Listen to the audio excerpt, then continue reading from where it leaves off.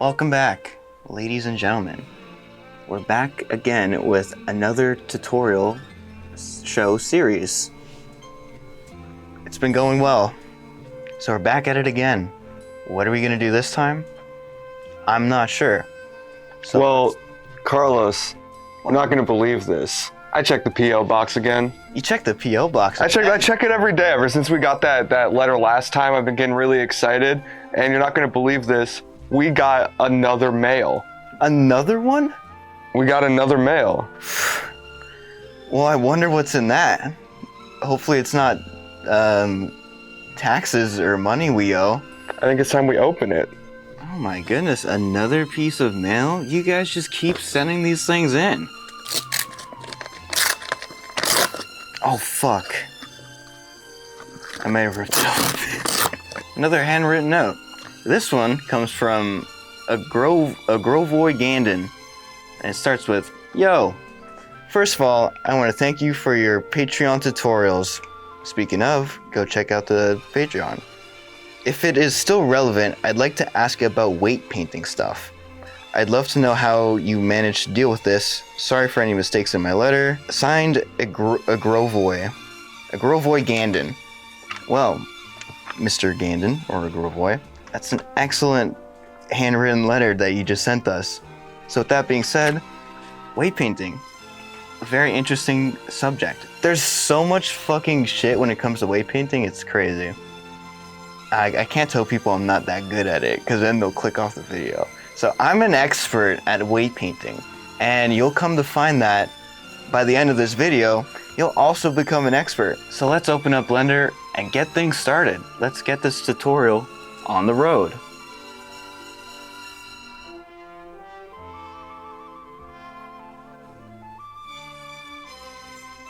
That one didn't take as long to open.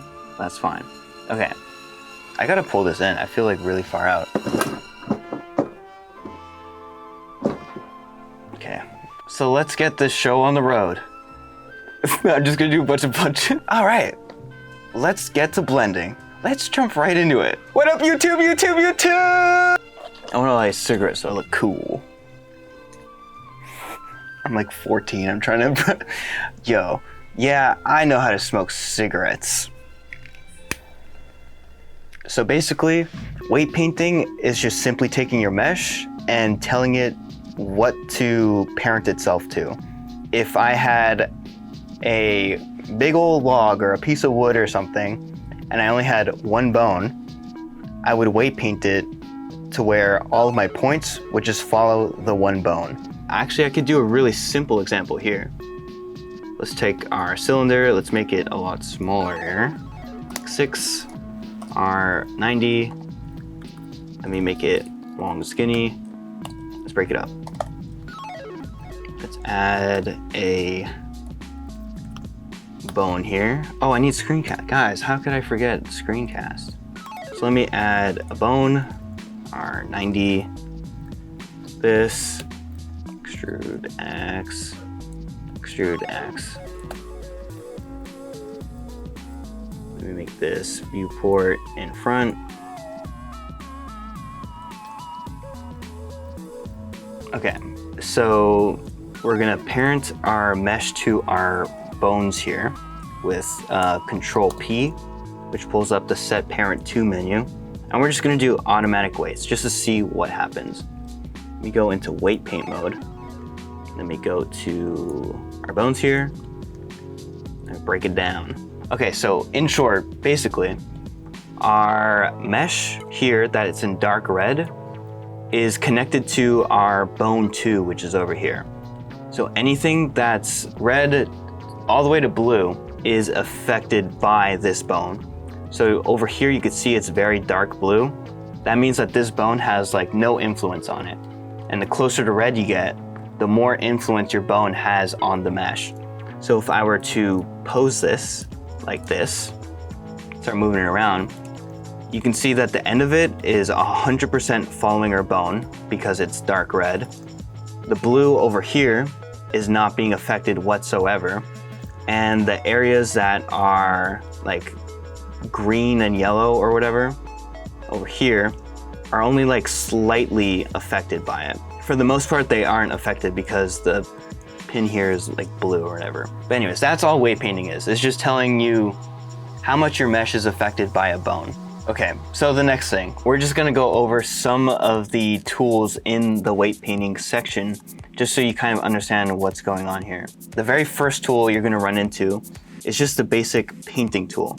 And all the painting tool is just kind of like stencils, or how you would just like texture paint something. And based on the strength of your heat here, so 1 is maximum influence and then 0 is no influence at all. Based on your painting is how much these vertices are affected by our head bone, for example. And you can change the strength. So if you need it to go a little bit lower near here, and then very low at the bottom. This is basically if you're just doing fine detailing after like something that goes wrong, or if you're just like raw weight painting something. Rather than manually painting in each of these dots or each of the vertices, you can kind of just like throw a gradient on top of it. So the way the gradient tool works is based on whatever vertices you have selected. So let's just say I'm choosing these ones here. Go to weight paint. A gradient is going to be applied based on your beginning point and your end point, as you can see here. Look at this. And this is really nice sometimes. A lot of the times you're going to have to be like generally pretty precise with how you're painting, but there's a lot of instances where using a gradient will just save you so much time. So for example, if I was to go to my head here, like this, let me just remove all of the weight painting here. Delete all groups. If I were to parent this to my head with empty weight groups, I was like, okay, I need to weight paint this here. Let me go to my head. What, do I not have a head? What's this bone called? Spine top head, nice naming, dude. So if I were to go to my head here, like this, spine top head. If I were to go in X-ray mode, this fucking fly. So if I were to weight paint my head, I could just grab all the vertices I need. So probably don't need these here. If I were to go like this, grab these, I could just, in the weight paint mode, throw on a gradient like this, and that just saves me a fuck ton of time. Rather than having to go in and manually paint everything on the head like this. So that's just something to know. A gradient is really nice. It's more if you know exactly where something begins and where something ends. So in this example, it's nice because I know that I don't want my neck to affect like my chin or my ears or my nose or something. So I just know that all of this is going to be the head. So I could just throw a gradient on, boom, call it a day. The next thing after gradient in the weight painting is the box selection tool, or basically your selection tools. So we have a select box, which is just your traditional box select. We have circle select. How does this work? Oh, it's kind of like painting. There's circle select here. You just paint over it and it chooses whatever you go over. Then you have select lasso, which is kind of like your box select, but you could be very precise about it, which is kind of cool. I don't use this thing enough. The thing about your selections here is rather than having all of your vertices selected at once and then trying to paint and then you accidentally go over something like this and you're like, fuck, that's annoying as shit, dude. Didn't mean to select that. I have to undo and then all that. You can save yourself a bit of headache by just choosing where you want your area to be affected. So if I was like, I just want the fucking top of my head to be painted, you can also go into X-ray mode to get both sides. So if I was like, I just want the top of my head, you can box select it. And now when I paint, if I were to accidentally go over here, it doesn't affect it whatsoever, which is really nice. So you can avoid painting in areas you don't want to, essentially. So that was just going over some of the tools in the weight paint section. Now that we've got all that boring stuff done, let's get to the real stuff. Dude, I don't care about that. I just want to weight paint my character. How the fuck do I do that? Well, first of all, watch your tone.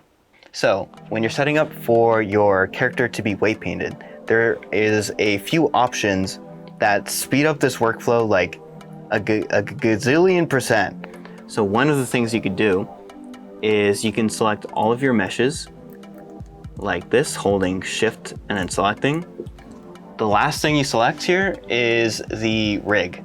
So you shift select the rig, and you can tell it's the last thing by it being highlighted a different color. You do Control P, which pulls up the set parent to menu. And then you have a couple different options here. So we aren't worried about the first three, and we aren't necessarily worried about most of these. The very first thing you're going to be introduced to is set parent to with automatic weights. This is just Blender based on where your mesh is and based on how your rig is laid out. It'll just kind of guess and generalize as to what it thinks it should be doing. So if I were to go to weight paint and then I go to forearm left, you can see it just fucking did it for us. Look at that. Obviously it's not perfect. Some of it's a little off, some of it's weird, but this does like so much heavy lifting that all you have to realistically do afterwards is kind of tweak a few things. So let's go to our rig and let's just see how it moves right now. So this arm looks pretty good. We look at the head. Oh, did you guys catch that? Can you do a Flight Reacts instant replay on this? We're moving our head bone, but you see that way over there in the corner? What is this? That's our shoulder moving. That shouldn't be happening. Why is that?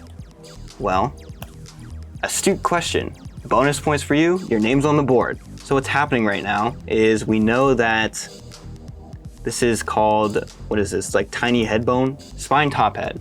So if I were to go to spine, top head, go into the weight, we can see it's red and that's the area it's affecting, which is pretty simple and basic. But if I go to my arm here, go to weight paint, select spine, you can just barely see it's not full blue. A better way to double check this is in the selection tool here. This is clutch. It took me a long time to figure this out. So if you press N, it pulls up this like side menu panel, whatever. If you go to item, at the bottom, there's this like Vertex weights drop down menu. And in it, it shows you on the specific vertex you're selecting, every Vertex weight that's attached to it. So I could see right here, for some reason, on my shoulder, my spine top head bone is affecting it. If I see that, I'm like, that's wrong, that shouldn't be happening. I could just delete it. And I could quickly glance over a few of these. So it's on here as well. Delete that, delete this. Let's just say for some reason, like a bunch of these bones like had some weight on it. And I was like, man, I don't want to go through and select each one of these and delete them. Dude, look at this. Look how fucked up this weight paint is. My pinky on my right hand is on my left arm. My pelvis, my shoulder, there's like so much wrong with this. And an easy way to get rid of that is, let's just say, I don't want my pinky to be affecting my arm. Okay, go through my weight paints. I can just remove pinky. My thumb, don't need that on there. Pull out this menu, click on it, remove that, and so on and so forth. So that's just like a quick general way to clean things up. Okay, so let's say you automatically weight paint something and some of your bones or some of your mesh is like working fine, and then the other half of your mesh is like completely fucked up. Like for example, my arm on this side, it's all, look at this. There's so much wrong with this like auto weight paint system. So the one nice thing about Blender's automatic weights is that if it works pretty good. And it'll save you a lot of time and grief, and you don't have to manually weight paint everything. The issue I tend to run into is that it'll work well on one side, but the other side is just like completely fucked. So my right leg is like fine. Like my thigh and my shin are moving correctly, but it's also moving my other leg at the same time. Also, my shoe here is obviously fucked up, but if I had to guess, my shoe on this side is pretty good. Kind of. I mean, this is like maybe okay. So a nice, quick, easy way to fix this is, okay, my left leg is weighted perfectly fine and okay. So let's go through this and let's isolate what's working basically. So I know my thigh is painted correctly, so I'm gonna lock and save this, right? This is gonna come up later in the test, so write this down.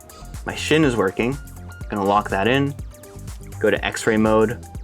My hip controller works, stomach, all this shit works. I know that's fine, so we're gonna keep this. We have our shin. Okay, so we basically have all of our vertices that are actually affecting our leg right now. And we have them locked in. So all this other stuff, like my chest doesn't need to affect my shin. My fingers don't need to affect my leg. So what you can do here is, if you see this little drop down menu,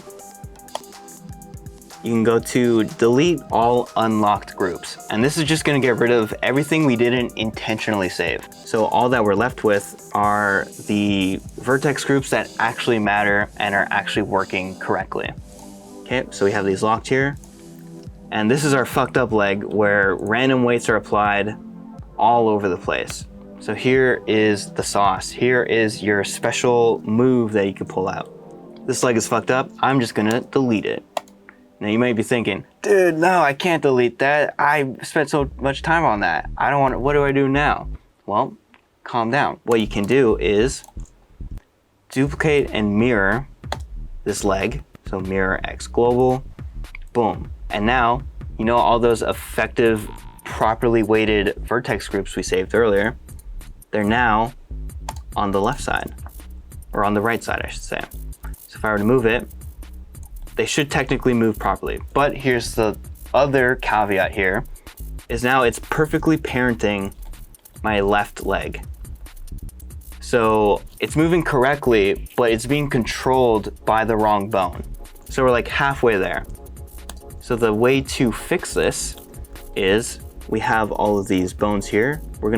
Or vertex groups. We're gonna unlock these. We're gonna unlock these as well. And the only issue we're running into is that our vertex groups, the suffixes, which is just like the end naming. So you can see here it says .l on this, my forearm. It says forearm dart. It says forearm .r. That's what your suffixes are, just like your ending names. Okay, so the issue is my vertex groups are attached to my .ls, which is my left side. If I want to fix that, I have to rename these .r, like this. Like this. Oops. Boom. Now, if I were to move it, my left leg moves properly, and my right leg also moves properly. Holy shit. Check that out. Fuck, man, I have like cum in my throat or something. So, Blender's automatic weight can be useful. It's just generally, like, a lot of the time it's gonna like fuck up. What I typically notice in my character models is that my left side will be weighted perfectly and properly, but my right side is always like fucked up. No matter what, one side is always fucked. So thankfully you can mirror your meshes and then just name or rename all of your vertex groups so that they are affected by the other side. So let's say you did this for a piece of mesh that has a lot of vertex groups and a lot of vertices, and it's like generally pretty complicated as compared to like a simple leg or something. If you were to do this technique like I did here, we have, what is this? 15 vertex groups. Okay, yeah, so if you were to copy this over, you'd have 15 vertex groups you'd have to go through and then rename one at a fucking time. And that takes way too long, dude. So in the video link in the description box, I'm going to put you guys onto something very special. It's a nice little add-on, and it is called Batch Rename Vertex Groups. So all this does is if we were to go to replace, and I were to put in .l, which is all of the vertex groups we already have named here, and I were to say replace with .r. When I hit OK, dude, check that out. All of the vertex groups that were named .l have been flipped to .r. And this just saves you a lot of fucking time, especially if you had to painstakingly rename all of these one at a time. Generally speaking, you're going to want to use Blender's built-in automatic weight function feature. And a lot of the times you'll run into that one side is perfectly weighted and works properly, and the other side is like completely fucked up. So your goal should be to just mirror or duplicate your mesh, mirror it over to the other side, and then batch rename all the vertex groups so they work with your other bones. Sometimes when you do use Blender's automatic weight tool, if I were to use this as an example, delete this. Sometimes for some reason, even if you do automatic weights, sometimes you'll do it and then Blender will literally not even connect any of the vertices using that. So there are going to be times where you have to manually weight paint your vertices, which is a pain in the ass. Weight painting is insanely deep. It goes really far. There are literally people who their main job is to make sure that weight painting is set correctly. It's like its own field within Blender, like a subgenre. But something I just wanted to show you guys is that it does go, it's a whole rabbit hole. Like once you learn weight painting and its basics, and if you get too like perfectionist about it, and you're really granular and you're like, I don't like how this shit looks, that shit will drive you crazy. Do not fall down the rabbit hole of, I need all my deformations to look like perfectly good or else it's bad. You can probably get away with something like this because it's fine. No one really cares. Hopefully this helped. Hopefully you guys were able to follow along. Hopefully you learned a thing or two. Another thing is we do have a Patreon. So if you guys want to see more actually in-depth tutorials, these are a lot more, I don't know, generally laid back, silly, I guess. Also, shout out to Grovoy Gandon for sending in this lovely letter for us to go over today. Again, thank you guys. Much appreciated. Check out the Patreon. Check out the other shit. Profist.